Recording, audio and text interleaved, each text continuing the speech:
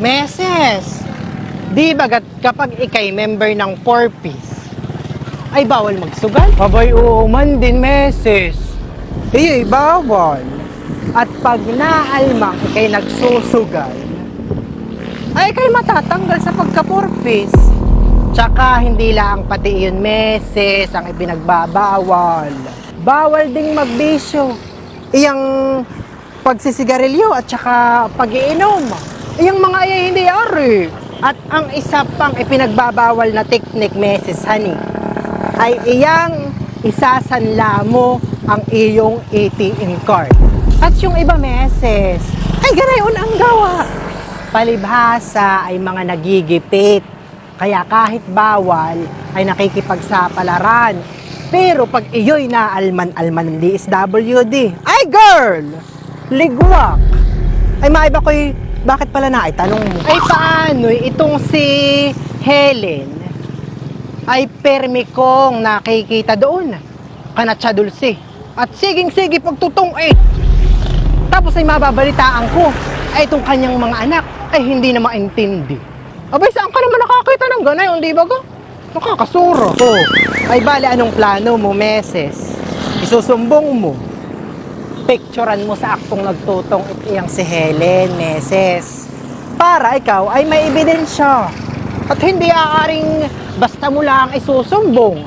At baka ka hindi paniwalaan. Tsaka, pag walang ebidensya ay kayang-kaya lang itanggi, di ba ga? Ay kung ikay may patunay, ay di yung si Helen ay walang lusot, di ba ga?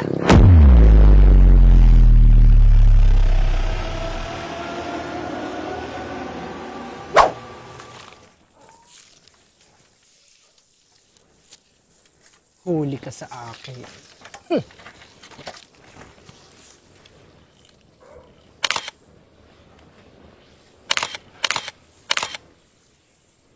Hingka nga.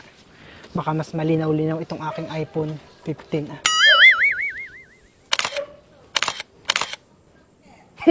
Madak.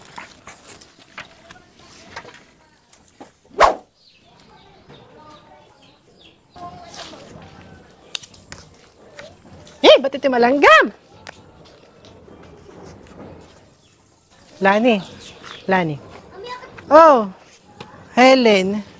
Bakit? Malanggam. Walang hiya. Wala ka nang naiiambag sa buhay ko. Pakikialman mo pa ang pagka-porpis ko. Huwag ka nang tumanggi. At sinabi na sa akin ni Nimpa na ikaw daw ang nagsumbong sa akin sa DSWD. Sira ulo talaga yung si Nimpa. Hindi ako ang nagsumbong sa iyo at siya. Kaya huwag na huwag mo akong pinagbibintangan. Nimpa. Oh, bakit? Meses. Para ito sa pagsisinungaling. Para naman ito sa sampiga sa akin ni Helen. At para naman ito sa mga taong siniraan mo.